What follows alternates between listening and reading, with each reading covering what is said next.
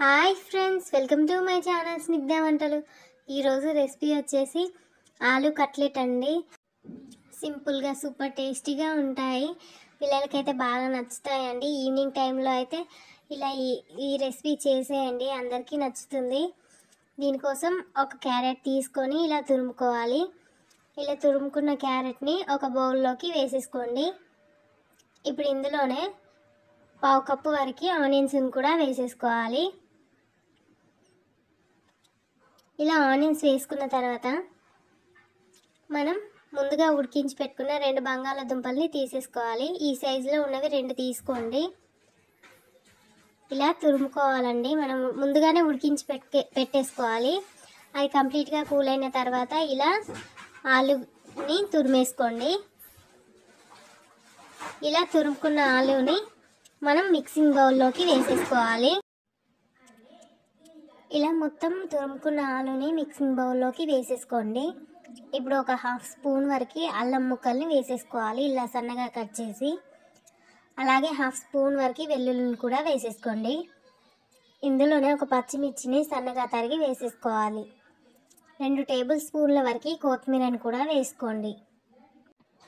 ఇప్పుడు ఇందులోనే 1/2 స్పూన్ వరకు కారాన్ని కూడా వేసుకోవాలి. మీకు పచ్చిమిర్చి నచ్చకపోతే కారం కొంచెం ఎక్కువగానే వేసేసుకోండి.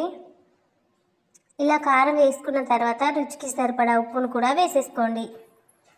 అలాగే 1/2 స్పూన్ వరకు గరం మసాలాను కూడా వేసుకోవాలి. అలాగే 1 స్పూన్ వరకు కార్న్ఫ్లోర్ని కూడా వేసుకోండి. మీరు కార్న్ఫ్లోర్ ప్లేస్లో బియ్య పిండిని కూడా వేసుకోవచ్చండి. ఇలా కార్న్ఫ్లోర్ వేసుకున్న తర్వాత ఒక ఎగ్గుని వేసేసుకోవాలి. ఎగ్ మొత్తాన్ని వేసేయండి. ఇలా ఎగ్ వేసుకున్న తర్వాత మొత్తం కలిపేసుకోండి. ఎగ్ మొత్తం పట్టేలాగా ఇలా కలిపేసుకోండి బాగా. ఇలా కలిపెట్టుకున్న దాన్ని ఒక 10 మినిట్స్ వరకు పక్కకు పెట్టేసుకోవాలి. 10 మినిట్స్ తర్వాత ప్యాన్ పెట్టి 1 స్పూన్ వరకు ఆయిల్ని వేసుకోవాలి. ఆయిల్ వేసుకున్న తర్వాత ఆయిల్ అంతా ప్యాన్కి ఇలా స్ప్రెడ్ చేసేసుకోవాలి. ఇప్పుడు మనం ముందుగా రెడీ చేసి పెట్టుకున్న మిశ్రమాన్ని ఇలా చేతితో ఇలా ఒత్తేసుకోవాలి. ఇలా ఒత్తుకున్న దాన్ని ప్యాన్ పై వేసి కొంచెం స్ప్రెడ్ చేసేసుకోండి. ఇలా చిన్నగా వడా షేప్లో చేసేసుకోండి. ఇలా అన్నిటినీ చేసి ప్యాన్ పై వేసేసుకోవాలి. ఇప్పుడు అన్నీ చేసుకున్న తర్వాత కొంచెం ఆయిల్ని వాటిపైన వేసేసుకోవాలి. ఇప్పుడు మీడియం ఫ్లేమ్ మీద కుక్ చేసుకోండి. ఒక సైడ్ కాల్చుకున్న తర్వాత ఇంకో సైడ్ టర్న్ చేసుకోండి. చాలా తొందరగానే కుక్ అవుతాయండి. మనం ఆల్రెడీ ఆలు ఉడికించి తీసుకున్నాం కదా, తొందరగా ఫ్రై అవుతాయి ఈ ఆలు కట్లెట్స్ అనేవి. మనం ఎగ్ వేయడం వల్ల టేస్ట్ అనేది చాలా బాగుంటుందండి. ఇలా బాగా ఫ్రై అయినాయి, పక్కకు పెట్టేసుకోండి. ఇప్పుడు మళ్ళీ 1 స్పూన్ ఆయిల్ వేసేసుకొని మనం ఆలు కట్లెట్ని వేసేసుకోవాలి. ఆయిల్ కూడా ఎక్కువగా పట్టదండి. మనం డీప్ ఫ్రై చేయాల్సిన అవసరం లేదండి. ఆల్రెడీ ఆలు ఉడికించుకున్నాం కదా, తొందరగానే ఫ్రై అవుతాయి అండ్ టేస్ట్ చాలా బాగుంటుంది. ఇలాగే అన్నిటినీ చేసి కొద్దిగా లైట్గా ఆయిల్ని వేసేసుకోండి.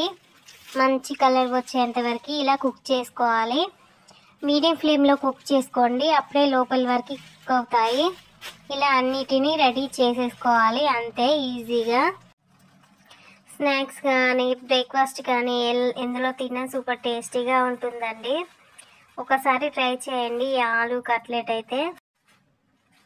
ఈ వీడియో నచ్చితే లైక్ చేయండి, షేర్ చేయండి, అలాగే నా ఛానల్ని సబ్స్క్రైబ్ చేయండి. Thank you for watching Snigdha వంటలు. ఈ రెసిపీని ట్రై చేసి కింద కామెంట్ చేయండి.